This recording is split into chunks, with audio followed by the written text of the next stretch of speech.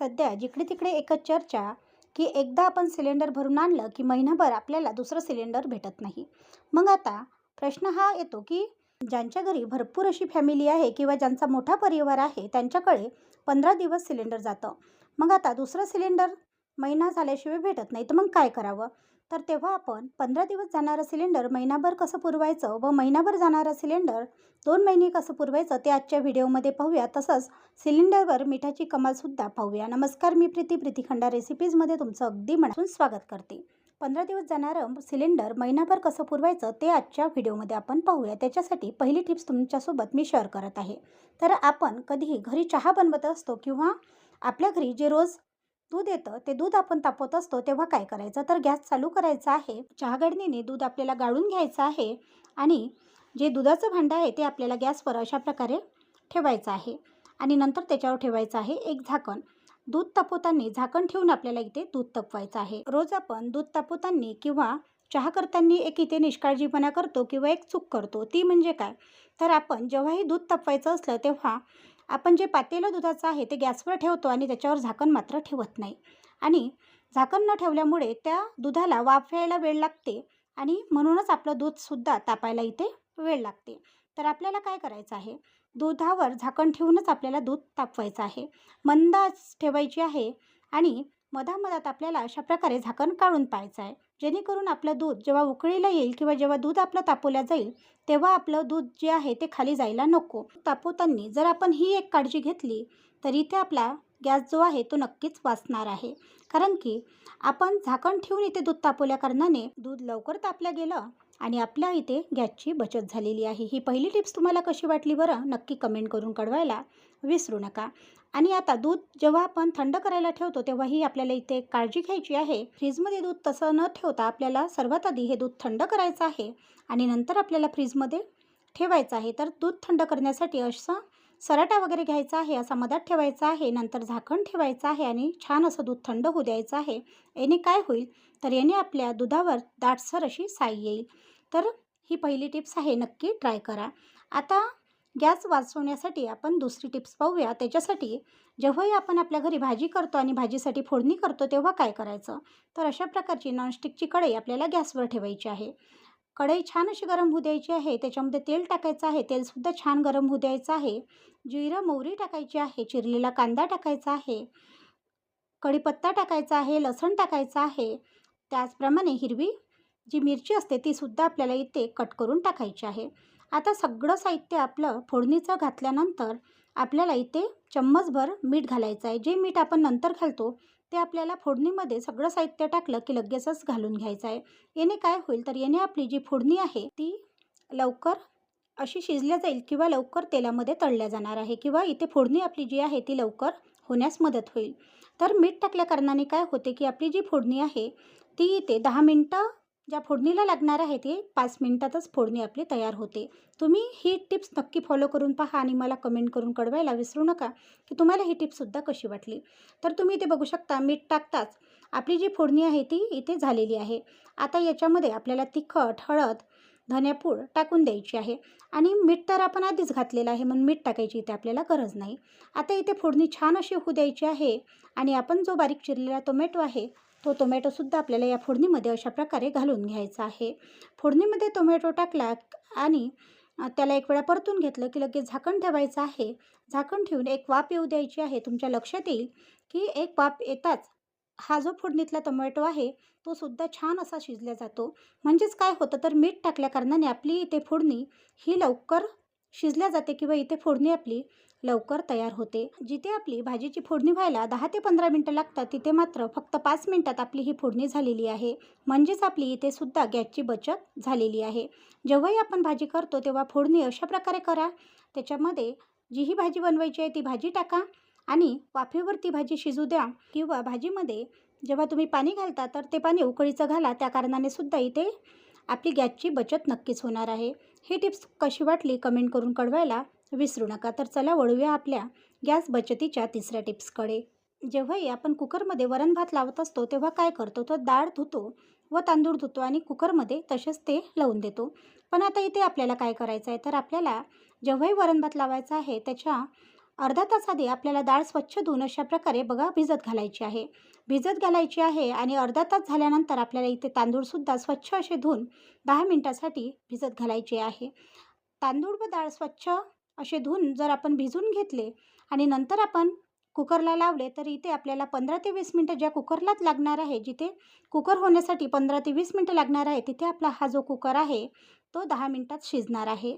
ही सुद्धा टिप्स तुम्ही नक्की फॉलो करा आणि तुम्हाला ही तिसरी टिप्ससुद्धा कशी वाटली कमेंट करून कळवायला विसरू नका. आता इथे वळूया आपण चौथ्या टिप्सकडे. तर चौथी जी टिप्स आहे ती आहे आपली चपातीबद्दल. बऱ्याच माझ्या मैत्रिणी ह्या तेलाच्या चपात्या करत असेल किंवा बऱ्याच माझ्या मैत्रिणी फुलकेही करत असेल. तर आज मी झटपट बनणारे फुलके करून आपला गॅस कसा वाचवू शकतो ते आजच्या या टिप्समध्ये मी तुम्हाला दाखवणार आहे. ज्या फुलके करतात त्यांच्यासाठी ही टिप्स नाही, पण ज्या चपाती म्हणजे तेलाची जी चपाती करतात त्यांच्यासाठी ही टिप्स आहे. तर आपल्याला आता जोपर्यंत गॅसचा प्रॉब्लेम आहे तोपर्यंत आपल्याला तेलाची चपाती न करता आपण अशा प्रकारे फुलके करू शकतो. अशा प्रकारचे फुलके आपल्याला लाटून घ्यायचे आहे आणि गॅसवर बघा कसे शिजवून घ्यायचे ते मी तुम्हाला दाखवत आहे. इकडे तवा तापलेला आहे. तव्यावर एका साईडने हा फुलका टाकायचा, लगेच परतवायचा आणि दुसऱ्या साईडने हा जो फुलका आहे तो शिजू द्यायचा. आता अर्धवट हा फुलका पूर्ण शिजलेला आहे. आता काय करायचं, सांडशीने अशा प्रकारे तवा धरायचा आणि आपला जो फुलका आहे तो अशा प्रकारे गॅसवर डायरेक्ट शिजवायचा. याने काय होईल, तर आपण जर तव्यावर ही पोळी किंवा ही चपाती जर आपण शिजवली तर तिथे आपल्याला भरपूर वेळ लागणार आहे. पण आपण अशा प्रकारे जर ही चपाती केली किंवा हा फुलका केला तर आपल्याला इथे जास्त वेळ न लागता आपली चपाती इथे लवकर होणार आहे. म्हणजे इथेही आपली गॅसची बचत होणार आहे. तर आता आपण स्वयंपाक करताना गॅसची बचत कशी करू शकतो आणि त्याच्यामुळे आपला गॅस 15 दिवस ऐवजी 1 महिना कसा पुरू शकतो ते पाहिलेलं आहे. पण आता आपण जो गॅस आपण वापरतो तिथे आपण काय काळजी घ्यायची ते सुद्धा आपण याच व्हिडिओमध्ये समोर पाहूया. त्याच्यासाठी इथे बघा आपल्याला जे गॅसचे बर्नल असते ते इथे काढून घ्यायचे आहे.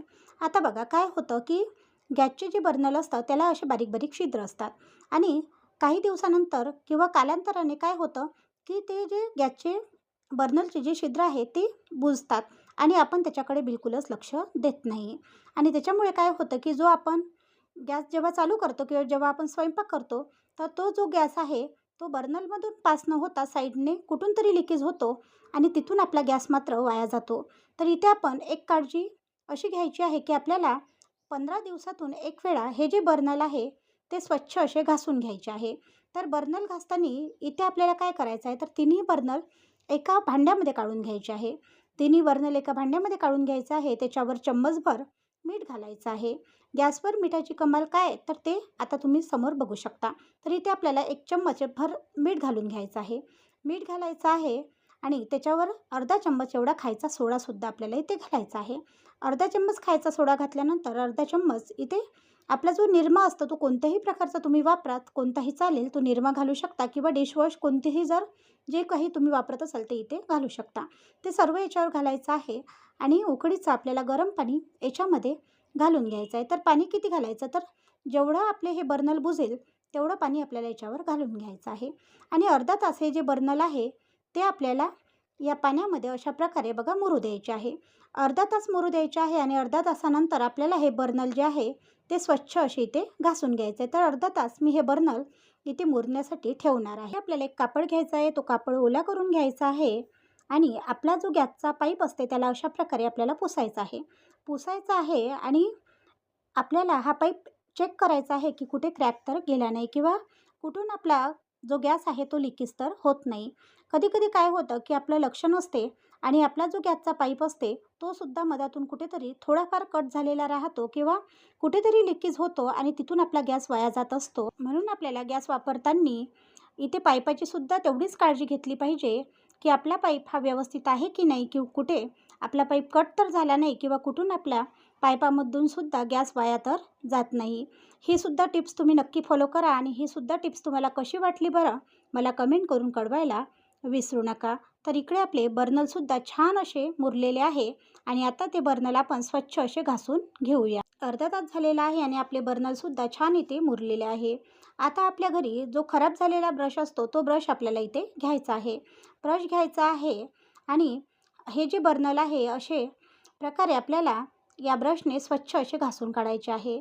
आतमधून घासायचे आहे आणि बाहेरून सुद्धा आपल्याला हे जे बर्नल आहे ते अशा प्रकारे घासून घ्यायचे आहे, जेणेकरून हे जे बर्नलचे छिद्र आहे त्याच्यामध्ये बसलेला जो कीट आहे तो पूर्णतः निघून जाईल आणि आपल्या बर्नलचे जे छिद्र आहे ते तर मोकळे होईलच, पण आपल्या बर्नलवर जी घाण जमलेली आहे किंवा जे काही जळलेलं आहे किंवा जे काही खराब झालेलं आहे ते सर्व आपल्या ब्रशने निघून जाईल. तुम्ही बघू शकता मी ब्रशने हा जो बर्नल आहे तो घासत आहे आणि किती असं काळं पाणी याचं निघत आहे. भरपूर दिवस झाले की बर्नलवर अशा प्रकारे कीट जमतो आणि तो कीट जमल्यानंतर काय होतं की जेव्हा आपण गॅस वापरत असतो तेव्हा बर्नलमधून गॅस बाहेर न येता साईडने कुठून तरी आपला गॅस वाया जात असतो. म्हणून आपल्याला गॅस वापरताना अशा प्रकारे काळजी घेणे आवश्यक आहे. तर तुम्ही इथे बघू शकता काळं किट्ट असं पाणी झालेलं आहे आणि बर्नल आपले इथे मात्र स्वच्छ असे झालेले आहे. आता हे बर्नल आपल्याला अशा प्रकारे घासून घ्यायचे आहे, स्वच्छ पाण्याने धुवून घ्यायचे आहे, कोरडे करायचे आहे आणि नंतर आपण गॅसवर ठेवून आपल्या गॅसचा वापर नक्कीच करू शकतो. आता इथे मी तुम्हाला आपला गॅस जो आहे तो चालू करून सुद्धा दाखवणार आहे. तर तुम्ही इथे बघू शकता मी अशा प्रकारे हा बर्नल स्वच्छ असा घासून गॅसवर ठेवून घेतलेला आहे आणि आता तुम्हाला हा गॅस चालू करून सुद्धा मी दाखवत आहे. तर तुम्ही बघू शकता या गॅसची फ्लेम पाहू शकता. बर्नलची काळजी घेऊन सुद्धा आपण आपल्या गॅसची इथे बचत करू शकतो. ही टिप्स तुम्हाला कशी वाटली कमेंट करून कळवायला विसरू नका. आपण रोज घरी स्वयंपाक करत असतो आणि स्वयंपाक झाल्यानंतरही आपला गॅस जो असतो तो चालूच आपण ठेवत असतो. तर इथे आपल्याला आणखी एक काळजी घ्यायची आहे की स्वयंपाक झाल्यावर आपल्याला रेग्युलेटरची जी आपली बटन असते ती बंद करायची आहे, म्हणजेच आपला गॅस इथे बंद करायचा आहे. दिवसभर जर आपला गॅस असा चालूच राहिला तर कुठून ना कुठून लिकेज होणार आहे आणि गॅस मात्र इथे आपला वाया जाणार आहे. सिलेंडर भरपूर दिवस टिकवण्यासाठी मी जे आज तुमच्यासोबत टिप्स शेअर केलेल्या आहे त्या कशा वाटल्या मला कमेंट करून कळवायला विसरू नका. व्हिडिओ आवडला चॅनलला लाईक शेअर व सबस्क्राईब करायला सुद्धा विसरू नका. धन्यवाद.